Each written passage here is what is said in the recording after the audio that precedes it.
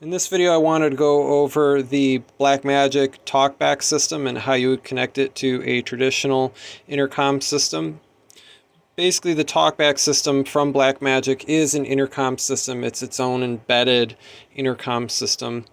And this is how we're going to go to a traditional RTS system. The wires that you're going to be using for just getting a single channel are going to be the center four wires here. So we have production transmit positive, receive. So we have the transmit positive, the receive positive, and then we have the receive negative and the transmit positive. So in a traditional RJ45 connector, that wiring would be, and I'll show you right here, and it might be a little hard to see, but let's focus on this. Come on. There we go. So the traditional wiring would be white, orange, orange, white, green, blue, white, blue, green, white, brown, brown. So the colors that you're going to use in this instance would be white, green, blue, white, blue, and green. And I'm going to plug this back in here to this little adapter block that I have. Anyway, so if we look on the back of this, or the front, well, let's start with the front. So the front of this unit, this is a SSA 324. There's also a SSA 3, I think it's a 325, something like that. Basically, this is the original version. So this is a station-to-station adapter, the 300 series, and basically it's going from 2-wire to 4-wire. So that's how you break down this code right here. Station adapter, 300 series, 2-wire to 4-wire, and the new one. You know what? Excuse me. I think the new one is a 4-to-4 because it's part of a different series. But anyway, essentially it's the same on how it works. Essentially, what you have is side A and side B, and basically it goes from the 2-wire system, what would be used on belt packs like this, or like these older ones here. And the way that it's going to work is it converts it from that 2-wire that carries power and 2 channels to a 4-wired system. And so if we go back here, I'm using system B is going to be 8 through 5 here, and this is how it would be wired up. So if you use the conventions of a standard RJ45 connector for Ethernet, it would break out into 8 would be white, blue, 7 would be blue, 6 would be white, green, and 5 would be green. Now that's if you put it on side B. In my I'm doing this because I'm actually using Dante on side A. So you could very easily move this over and have it where station or system A would be in this order over here. So just shift this over. So it'd be green, blue, white, blue. So basically what I'm doing is you could think of it as this system-to-system adapter as a single channel belt pack, and there's 2 of them in here. So you have the A and the B, and what you can do is you can go from the 2-wire to a line level input and a line level output. So if you're familiar with regular sound engineering, just regular line level going in and line level coming out, going to this 2-wire system. And so what I'm doing is I've got a little Dante converter here that's giving me 1 input and 1 output, and that's going into this and coming out of here. And then I've got my Blackmagic switcher, which is in the rack over the, oops, over there, and it's being on this system too. But I've got both systems are chained together with a Y cable, so my Dante and my Blackmagic and my regular intercom here is all connected to the same thing. So I can get the intercom either over on Dante, on the Blackmagic, or on just my regular belt packs like this. What you want to do if you actually get one of these units is you basically, if you're going into the Blackmagic, the to RTS and the from RTS, you're basically going to turn those all the way up. What those are is, this is the level, let me get in front here. The to RTS is the level from the 4-wire system, or essentially coming from the Blackmagic. That's the volume control coming from the Blackmagic. And then from RTS is the volume coming from the RTS, or the intercom level coming into the Blackmagic. The duck is basically the equivalent of a gate if you're thinking of, if you're coming from audio land, and basically turning it all the way counterclockwise will bring the gate pretty much all the way up. So basically it's kind of counterintuitive. So basically what you need to do is you need to turn the duck all the way clockwise so that the system doesn't try to gate, or and you can Google what audio gating is. And then nulling is basically nulling out.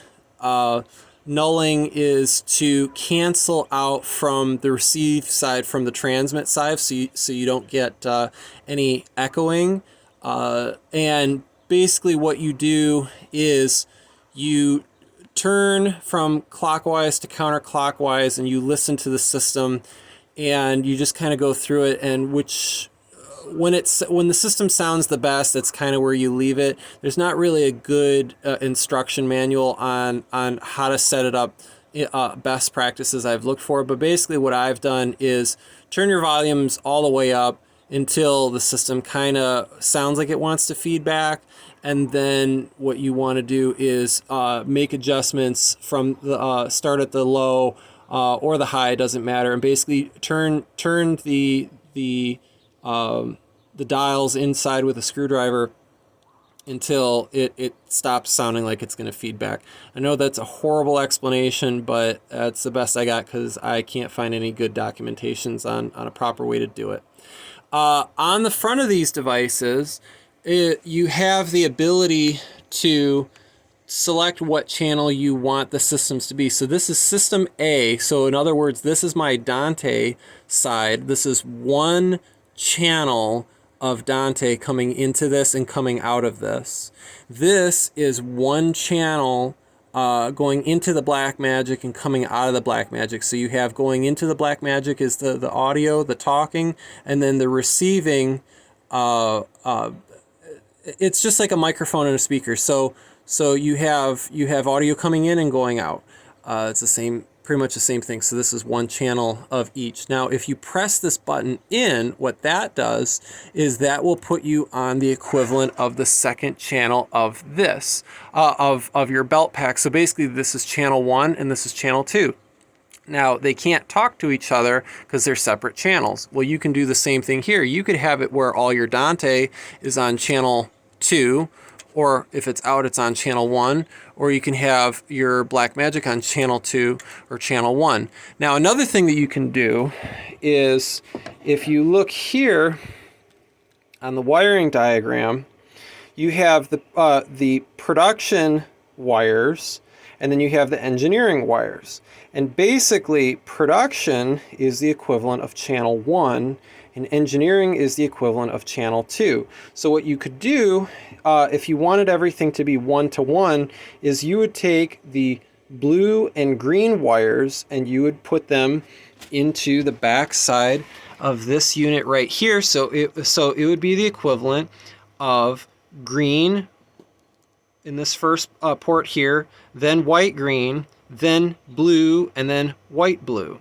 And then on your production side, it would be brown, orange, white, orange. So basically, you could actually have both channels of Blackmagic intercom come into this system, and then what you would do is you would have it where this button would be out and this button would be in. So this side of the system would be on channel 1 and this side would be on channel 2. When I say channel 1 and channel 2, I mean on the RTS intercom side. So this is channel 1, channel 2. So pushing this button in makes this be on channel 2, or this side is on channel 2. Now, the reason that I set it up this way and I have my Dante on one channel and the Blackmagic on another channel is because the camera system that they have, these cameras like the Ursa Broadcast and the studio cameras, as of right now, as far as I know, unless they're going to release a firmware update, when you go into the menu system and you try to set up all the different intercom settings, there is no way of choosing between engineering and production. And what I found is that production is what allows me to talk to these cameras, and the engineering side, I can't. No audio passes in either direction. So I've just essentially accepted the fact that all of these cameras are only have a single channel. Even though the switcher can technically accept 2 channels, it doesn't really matter. So I figured instead of trying to wire both channels into this unit right here, why don't I use the other one for Dante, and then I can get it into my audio mixer and I could do a bunch of other fun stuff. So that's kind of the mindset behind it. And basically, when you take a Y cable like this and you feed into both of them, and you have both buttons out, meaning that both systems are on channel 1, because again, think of it this way. Think that this is 2 separate audio interfaces built in. You have audio system A, or system A and system B. They're totally independent.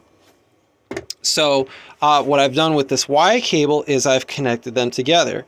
Now you're probably thinking to yourself, well, why don't you just take this wire right here and put it into the same ports inside of this?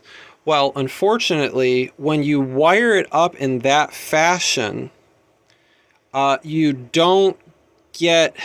Basically, what would happen is you would have to wire the inputs to the outputs of the Dante system, for example, and the outputs of the Dante into the inputs of the Blackmagic. Now, that would work communicating with the Dante system, but then what would happen is that when you tried to talk from the RTS side, the intercom side, you would actually be missing one of those 2 systems. Would either be getting audio, could get audio but couldn't talk, or vice versa. So unfortunately, if you draw this out, it'll make more sense to you.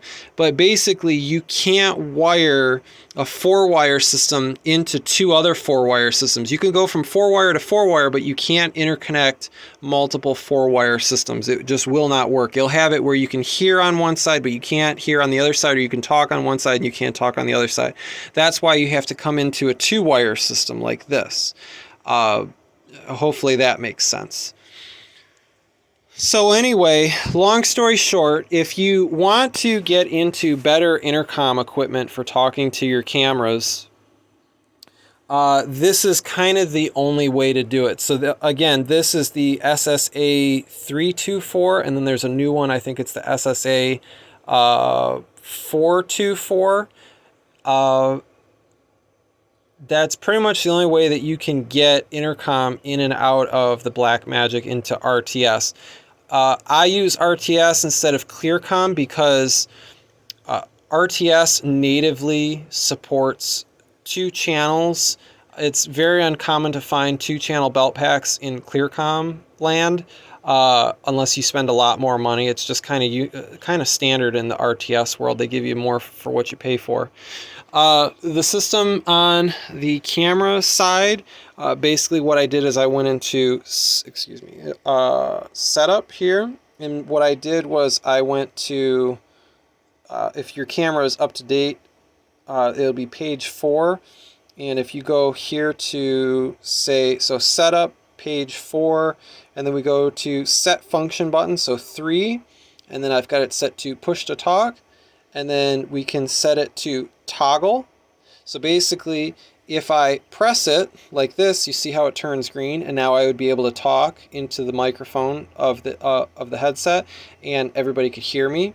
And then when I let go, it'll automatically turn off. If I quickly press it, it will, if I double press it, it will latch on, so you can continue to talk. So what I'll do here is I can talk into the microphone, and you can hear it coming out of the headset here. But if I go over here and I grab this intercom right here, and gonna use both hands for this, so you can hear, so this is coming off of a belt pack over there, and you can probably just about hear me. Hold on, let me get the microphone closer. 1, 2, 3, 4. So now, and sorry, I had to turn that all the way up so you could hear it clearly. So now you can hear that the audio coming from the Blackmagic camera going into the Constellation switcher is making it through correctly, and vice versa. So everything is carried over the 2 SDI wires. Now, here's the one caveat to this system. The studio camera has a nice 5-pin XLR connector, which is great because then you can just natively connect a plug it back in there. You can natively plug in a intercom headset. With the Ursa Broadcast, it only has the 3.5 millimeter jack, or the 1/8 inch jack, for an intercom headset. The problem is that both of those cameras, the driver, or the audio driver that powers the speakers in your headset, are not very powerful. So you can go into the audio settings on this camera, and that's on audio, page 2. And you can see here, I've got the headset volume all the way turned up. I need it all the way turned up just to get some decent volume out of it. If this was a racetrack or any type of loud concert or live event, I really don't think that it would be loud enough. I would probably have to run a cable with a traditional belt pack. For corporate environments, I think it'll be fine, but that's just the one disappointment, that on both the Ursa and the studio cameras, that they just don't have enough volume out of them. So again, excuse the freehand with the camera and the horrible mess. This will all get cleaned up in a little bit. But thanks for watching. And again, here is the wiring diagram. So if you want to pause the video, that'll get you going to wire into one of these system-to-system interfaces. So anyway, thanks for watching, and I'll see you guys in the next video. Take care.